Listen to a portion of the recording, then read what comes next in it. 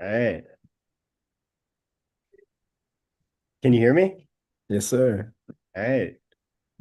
Ready to go? Yeah, it's season two. Season two. Welcome back, everybody. All right. How are we leading in with this? We I don't know, man. I think after a brief little hiatus, you and I, we got a lot going on, other things that we can touch on at other points. But in regards to the stream, Oh yeah. you know, we got a really awesome, juicy kind of article to talk about. Com Yeah, we do have some news. We do the news the top. I mean, we got a writing project. We So do. a couple writing projects that will develop with the podcast as we go over the next however few months, and we'll be teasing. We got, and then also like there's the music. Yes, sir. Got some fresh music on the way. 100%. Stew is hot. So yeah, sorry, those will be. Sorry. Few things coming up. Is that Exactly. Romeo? You see Romeo over there causing trouble? Nah, that was Daniela this time, actually. He's gonna blame it on Are Romeo. you sitting at the high table? The high top table? Yeah, exactly. Okay. Because I see you reaching down. I'm like, oh, it's definitely Romeo.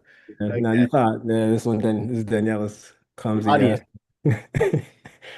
All right, yeah. So today's a little bit different because not necessarily covering doing market analysis as much as just like, your standard liberal arts school discussion about a particular artist and some interesting government influencing. Absolutely. I had no idea about this, by the way, like at all. Completely ignorant to it. So this is really fascinating to You know read. who you know who said it, who mentioned it casually? Oh, Uh Mr. Forgetting the last name. So we're just going with the first one, Matthew. oh, nice. All right, all right. So that's awesome. Nice. But like one day he said, and I was like, oh, that's interesting. That tracks. And I feel like that is something he would know about too. Yeah, yeah. That's awesome. Yeah, so the CIA, Jackson Pollock, and abstract expressionism. I mean, technically, I feel like we don't need to lump. It's really just like the CIA and abstract expressionism, and Yeah. just him and Rothko, I would say, might be De Kooning. de Kooning. But I was looking at those sales like recently. Didn't we look at the sales of like the top 10 artists to some or the top. Oh, that was just this year. We looked at one time like the top artists, all-time selling artists or something at auction, and it's Yeah. like you're right. It's like de Kooning, Rothko, Pollock, are among these top 15 to 20 easy. You know what I mean? There's probably others of these abstract expressionists who made their way in. And like what's interesting is seems like, they probably the movement probably would have become prolific without the influence peddling potentially. But which article did you read? Actually managed to read all three. The main one, the first one, like the first two long ones, and then the third shorter one. But yeah, the You modern art the was Independent? weapon. The independent, exactly. Yeah. Good, good. That one we could read on Excuse me. air. That one was really solid. Definitely. Um, yeah, what were your thoughts?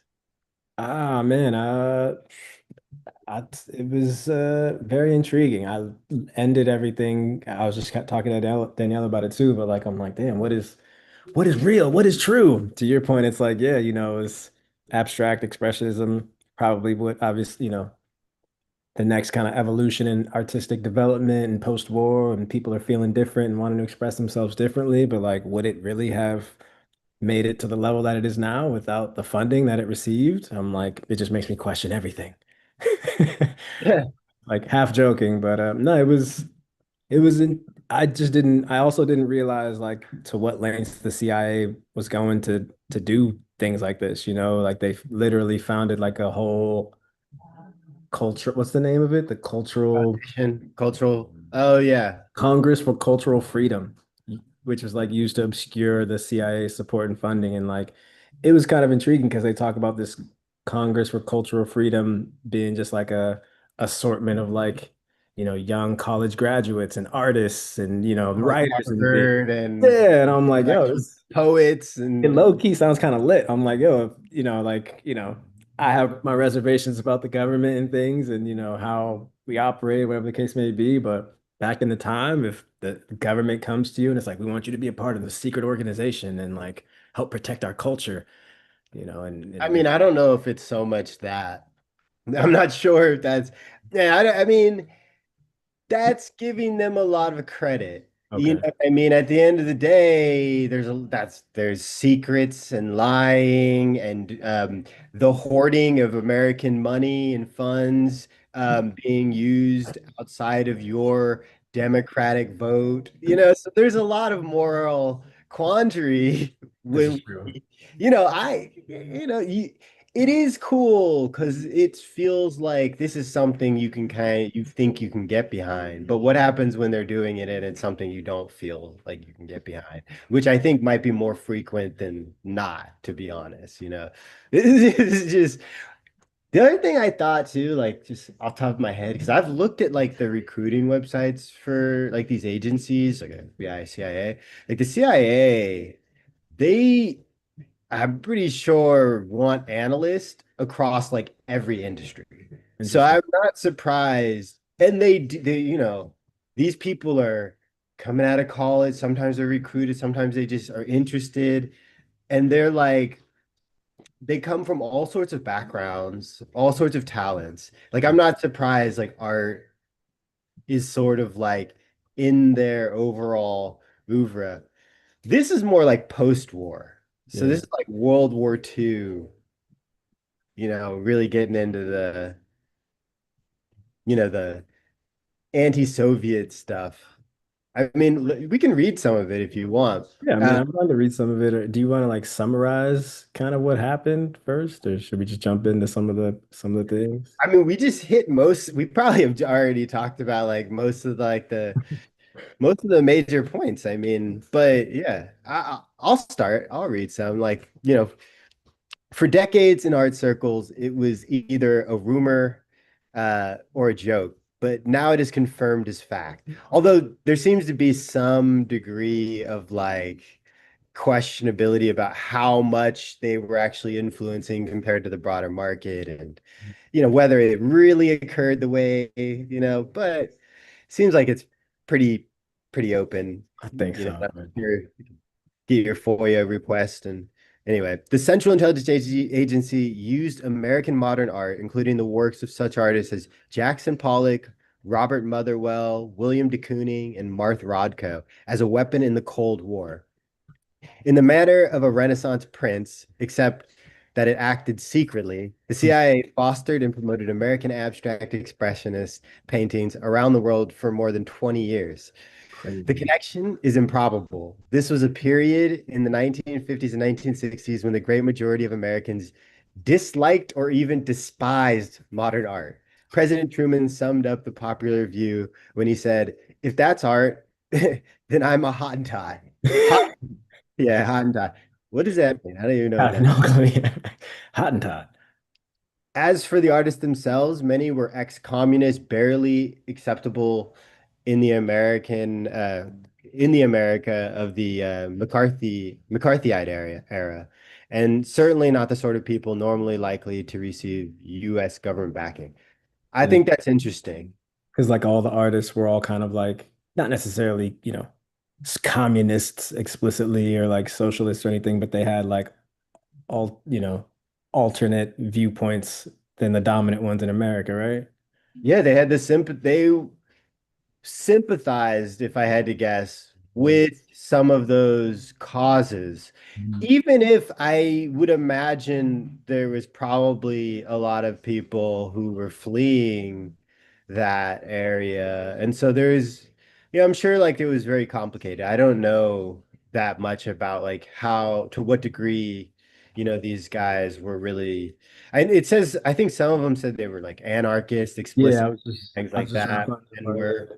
And it was common for people to support the communism in America, then and today. So, you know. Yeah. What do you say? No, I was trying to find that note about like the artists kind of self-proclaiming themselves as like anarchists or different things, but can't find it. Um, it might be in the other article. I was going to continue reading if you want to look. Why did the CIA support them? Because in the propaganda war, with the Soviet Union, this new artistic movement could be held up as proof of the creativity, the intellectual freedom, and the cultural power of the US. Russian art strapped into the communist ideological straitjacket, as this article says, could not compete. So, I mean, that's a little harsh. I kind of enjoy some agitprop.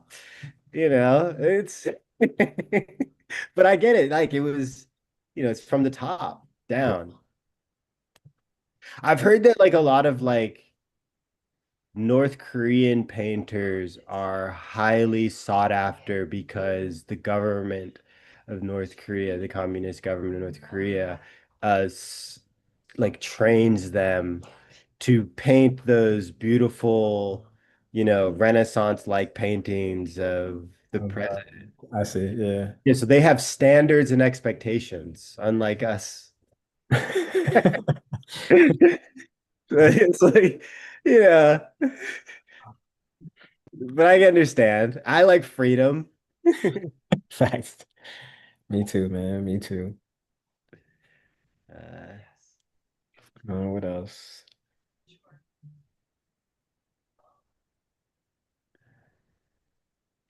there's something they talk about the long leash.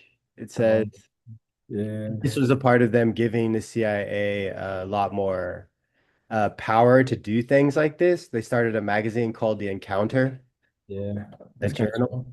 I think it's pretty interesting about just kind of how like secret. I think one of the CIA people they spoke to in the other article, he talks about like being like two or three times removed from it. Like they couldn't obviously be too directly. So even for like our own US Congress, right? Like no one could be kind of hip to what was going on, I believe, because obviously like, from our leaders in the government at the time, president, they didn't really, you know, appreciate the movement, obviously. So I don't know, it's kind of interesting, like we're talking about two different parts of the government, kind of, or, these services, if you will, agencies, and like just the kind of secrecy and overlap and, hiding things from one to the other and one doesn't like it. I don't know. It's just kind of like, kind of trippy how they actually got away with the whole thing. I mean, it feels like today. And I mean, I don't know. I follow a lot of these conspiracy stuff. And so I'm like, there's MK Ultra, there's the Tuskegee experiments. There's without be getting too into the contemporary political conspiracy weeds, there's a lot going on today that's like really scary, and you don't feel like you can necessarily always trust them. There's something called Project Mockingbird, I think, which was like the CIA being like seeped into the media, but again, like I find it interesting because it's like this is not so much secret. Like this is an agency that anyone can apply for. You know what I mean? To try to like get and learn to be trained up as an analyst in your particular industry because they seem to want to, it's generalized, intelligence gathering probably. And so probably a lot of finance people and lawyers, but there's definitely some art there. It started with artists and painters, according to this article. You know what I mean? So Fascinating, because I definitely did not associate that with the CIA. More lawyers, military, police enforcement, finance related things. Not so much the artists and writers and poets, which is pretty fascinating. a lot of these guys might do that on the side. True. I can think of one famous agent off the top of my head who's written books, but I think a lot of them. I mean, you even see them in on the news, after they've left the agency doing analysts and they're promoting their political books. So Mm. it's like it is sort of open, which is interesting. Uh, but at the same time, like there's a black budget, you know? So there's a black budget. We're taxpayers, we're paying into these things, and it could be going to all sorts of things or as types of art you're not interested in, probably does, I'm sure. It seems like it's, you know what I mean? You think the CIA is not funding satanic art? Listen, Yeah. I don't put anything past anyone at this stage. I mean, honestly, you know what? Again, not to go too far down the conspiracy rabbit hole before, unless we want to touch on the other, articles first. But one of the first things it made me think about, honestly, after like completing that first article, was Mhm. like the conspiracies around, the popularity of gangster rap, Mm. and commercial music Oh that yeah. contributes to like, You're an op. You an op? violence in, African American communities, while there's also, we also have social conscious rap and dance rap at the time. But what is the most commercially successful kind of thing at the time? Gangster rap, and continues to be. The other thing it made me think of was again like the crack epidemic, and all the conspiracies about that It's not a being conspiracy. Like, introduced. I mean, I guess it is, I, but I it's haven't not, done you enough know, research to know if that's like if there's actual facts around that, but I'm like, the idea of that being introduced by the government into like impoverished communities and or you it know, is a conspiracy. It's not a theory, as I should say. You know yeah, what I mean? yeah, that's fine. Um, Yeah, I mean that's kind of what it made me think about was just those other all the other kind of things that we've heard about, the government potentially doing. But these took place, domestically, not internationally, which is pretty wild. So well, no, it did happen international. Which you're talking about rap is domestic. gangster rap and like the crack cocaine kind of thing. I mean, that, but at the same time, those both have international components. And you see, this is right from the beginning, which is funny because those are all, you can see if you are thinking of those sort of conspiracies, you would not, I think you could probably learn a lot from like, this whole what they did with the foundations, the funding of the foundations, seeking of money from wealthy people to fund Mhm. these secret things and influence peddling that way and soft power, as they call it, through propaganda. I mean, I wouldn't, hip hop started, you know, just a few miles from where we are. So it's like, I wouldn't be surprised that, like it just seems obvious that if they are doing it, this sort of thing subtly, then it doesn't make any, but also, and you're right, like, because in the Black community, we're very concerned about the type of things that were being that the free sort of expression and how that can be used as a leverage against more restrictive governments who want to you know protect their community in certain ways, maybe, if you want to think of it that way. Mm, But yeah, no, I totally see it. it's interesting. Yeah, it's super interesting.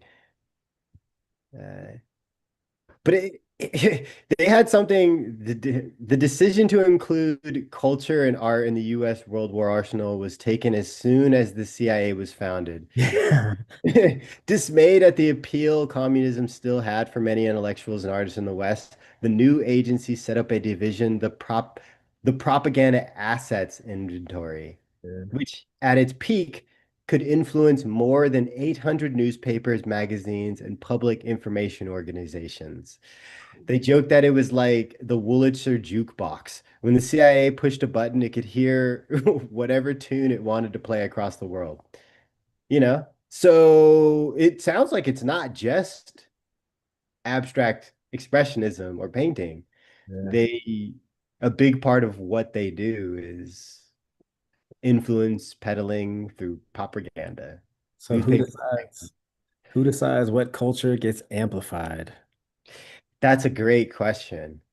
That might be the $1 million question. I genuinely don't even I don't know what's real anymore, bro. I'm like, dude, I'm kind of question like again, even in this context, it's like apparently Jackson Pollock wasn't aware, obviously, that he was being funded in this capacity. I would be fascinated to see what he thought, what if he were able to speak on it, or But I'm like, I just, I don't know, man. If you found out after years of success that all of a sudden, like, part of your success was to fund some like political agenda, how would that make you feel as an artist, bro? Like, especially if it's something that I don't know. It's just, it's, No, that's very valid. But not going back to, hip hop, that is isn't it Ye who was concerned about ops and calling people ops and things? I think so. I mean, everybody calls everyone ops now these days. That's just It's like, like common now. So people are concerned that because it's probably very true that there's operatives trying to influence the direction of these things if they can. If I had to imagine, I don't know. It does seem like a lot of people in entertainment, in various aspects of entertainment, and artists, fine artists, they get taken advantage of, Hollywood, you know, um, and they seem vulnerable to it, but also they might be frequently up against machines that are just and systems that are just, well funded and out of plain sight. yeah. It's a very interesting conversation.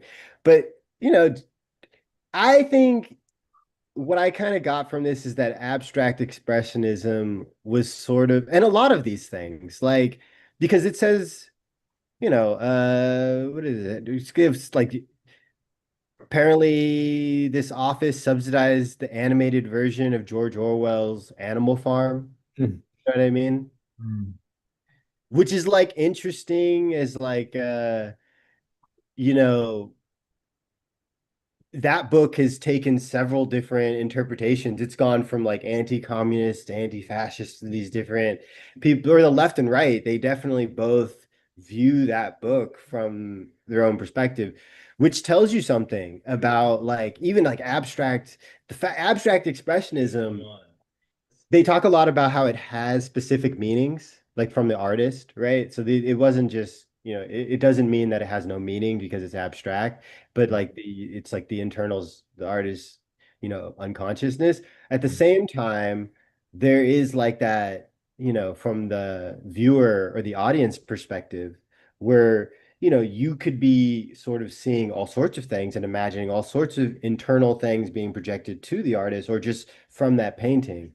And so Mm. it reminds me like these people might be able to use the power of the arts regardless of their political agenda necessarily, right? It may not matter whether it's right or left, especially like think about it. If you can do that with George Orwell's Animal Farm, look at it from these two different directions, use it as a weapon of anti-communism, and then turn around and use it as, some like thing as anti-fascism because it's about authoritarianism and maybe at the end. So that's like, you can definitely look at both. But like abstract art, I'm sure there's many ways you can view it and use it because it doesn't have to be like anti-communist, honestly. It could totally be used in the other direction because it's abstract. That's an interesting point, bro. Nice. That's really fascinating. Yeah, I mean, it just gives more fear and credence to like why are they choosing and who are they choosing and what do they Fact. choose to do with it? And it's like, oh, okay. Yeah. The fact is we're tools. If Basic yeah, that to do. trust and power. The Boston Symphony. Yeah, I didn't really understand what was going on with that. That was also part of like the tours that we were kind of putting on with like sharing our culture with the rest of the world. Yeah. They had the International Organizations Division, uh, which subsidized a bunch of just Americana basically, and was trying to, you know, promote the avant-garde and abstract expressionism as like an ideal of freedom. Mm. Yeah, I mean, it doesn't even on some level, like a lot of it doesn't sound that taboo, It's like it's like Japan has manga, Yeah. Same. Well, it made me think of like Korea that's has K-pop. I was that exactly. I was thinking about like examples today, kind of that soft. power of people just kind of pushing their culture, ex cultural exports almost, if you will. Yeah, K-pop was one of the first ones that came to mind, and like the rise of that in America over the last decade has been really, really fascinating. Um, but yeah, We should just note, I looked up the term Hottentot. It's pretty offensive. okay, so we probably shouldn't say. Yeah, it's like racist even. Oh, Like is okay. Hottentot is an outdated and offensive term historically used by Europeans to refer to the indigenous uh Cocoa people of South Africa, and its use is now considered derogatory. The term Wow. has also been used in other contexts. Uh yeah, interesting. All right then. That sucks. Well, so he was This is art, then I recruited. must be a nigger. It's a racial slur. Yeah. I don't really understand. What is he? How is he even using that as a racial slur? It didn't even make it. He's saying because he's saying like people from South Africa can enjoy fine art, or I, I, wait, he I didn't think even use it I because think he was I'm saying I it think looked he's saying like that art like made by people from South Africa. Is that I, what? I my understanding is like if you call this art, then like then I'm this. And Oh, because then I'm I'm this, a this is not simpleton. art. You feel me? That's kind of my interpretation. But it could also, If that's art, then I'm a person from South Africa. Like, what? That's the most racist, idiotically racist thing I've ever heard in my life. That's how racist he was. America. Not joking. I don't even think Truman was that racist, was he? Hey, bro, yeah, I don't know, Yeah, he man. was racist back. All right. We went down that road. Went down that road. We did it. Uh Nice, man. Well, what else? What else you got? no, that's it. It was a part of bringing the power of the art industry from Paris to New York. Facts, So yeah. that was one motivation for them. To make New York like the art capital of the world, kind of, right? Try to make New York the art capital of the world while drawing difference between us and the communist movements of the time. Yeah, there's a lot going on there. A lot going on there.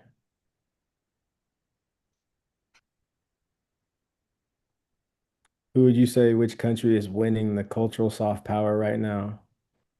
Right now, I mean, America, we got Hollywood, which I assume is still popping around the rest of the country. Korea's killing it with K-pop and stuff. Yeah, who made TikTok? Who got TikTok? I don't know that's what who. I was gonna say. I think cultural soft power in many ways is transformed to technological soft power, something of that nature, where like there is still traditional, just like the cultural, like, but we seem to all be getting more siloed in our taste. Hmm. So it's like what platforms almost. Oof. It's soft power is like platform based. Taking a step further, what algorithms? Oh, exactly. There you go. What Oof. There you algorithm? go. Yeah. That's kind of scary to think about. Yeah, I think it's real. I think most people would say that's the techno feudal world we are emerging into because art still has a lot of influence. Hollywood is still big. There's a whole Chinese artifact department at Sotheby's. Like these things have their place. And like we said, manga more Yeah. powerful in America than it's ever been. Yeah. Uh, but the ultimate influence might be more tied to the algorithms, like you said. I don't like it. No, I don't like it one bit. no, no. Yeah. I think I had a couple. What was my? I had some notes, but I guess we can call it a. That's 30 minutes. We're doing a short one today Yeah, for sure. That sounds for the good. new season. Coming back for the new season, different, different vibe, different energy. Different, No, more facts, new themes. new themes. Uh oh, I haven't wor we're still working out this question. Yeah. Or at least uh What's one thing you did this week to make yourself better Oof, at either a craft or just in life towards your goals? What's one thing you did this week to make yourself better? great. Excellent question. I think I'll say that I'm gonna give you two things actually. Oh, okay. I gave myself the opportunity and the space to create, which is kind of a triumph in itself, and with everything we have going on and day jobs and everything and whatnot. I remember reading or there's some documentary on Netflix, I think, talking about like Tinker Hatfield and like all the creators and just writers and different things. Abstract. They talk, Speaking of abstract expression, that show's called Abstract about the is design. it? That's About, hilarious. yeah. I think But I think they talk about like one of the artists, and that just talks about like again, just like giving how, it can be really difficult to just sit down, to like do the thing that you need to do, whether it's drawing, making music, writing, whatever it is. So like I definitely carved out some time and kind of prioritized myself in that way to just take some time to focus on the things that, bring me joy and, kind of, enhance the craft. The second thing I would say is that I also gave myself some grace in case I did it, always up against kind of that pressure of like, I got to do it. I got to do the thing. I got to do the thing. Like, what happens if you don't do the thing? On one hand, maybe you're letting yourself down a little bit, not investing the time, energy, and whatnot, but it's not like, a lot of times in my head, I can kind of go doomsday with that type of stuff. Like, oh, I'm not doing it. Oh, I'm never gonna get there. But like, got to give yourself some grace as well to, when you don't necessarily aren't as productive as you'd like to be. So fortunately, I was productive. And yeah, I'll park the bus there. Now, Nice. Those are two very complementary things. They seem to sit well together. respect, man. How about yourself? What's one thing you did to make yourself better and or I enhance? had one thing in my head, but then I forgot. Um, it was really nice reading these articles. It's like I hadn't been really getting into the art articles recently, so that was nice. Um, what's one thing I did this week to make myself better? I went to bed earlier. Nice, bro. That's arguably one of the most slept on things, but like that is kind of low key, very key. Yeah, did For that. real. That was really helpful. Made some decisions, those sort of things, finalizing some decisions that needed to be made. Those are Can I ask you a follow-up question? yeah. How did you arrive at said decisions? That's the reason I can't really claim it for this week. I toiled over these decisions, anything about art for like weeks, and so like this week it just feels like I accomplished and did some stuff to make myself better. But That's um, those decisions are going to lead to some better habits coming in this week towards my crafts. there you You know, go. yeah. That's So real, bro. It's not always easy arriving at a decision, I find, but that's like it's almost like the roller coaster, like waiting in line before it happens, like making that decision. I don't know what I'm trying to say, but yeah, no, you're right. it's not always easy arriving at the decision. And once you get to that point, it's like, oh, nice. Yeah, you Wow. kind of don't want to be on the roller coaster when you see people screaming, "Ooh, Yeah, maybe I exactly. shouldn't do this." Exactly. Exactly. Nice. All right. Well, on that note, that's we can call it a day.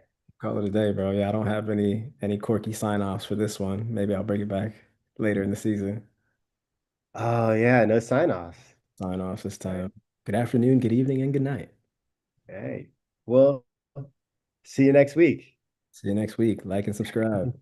Like and subscribe.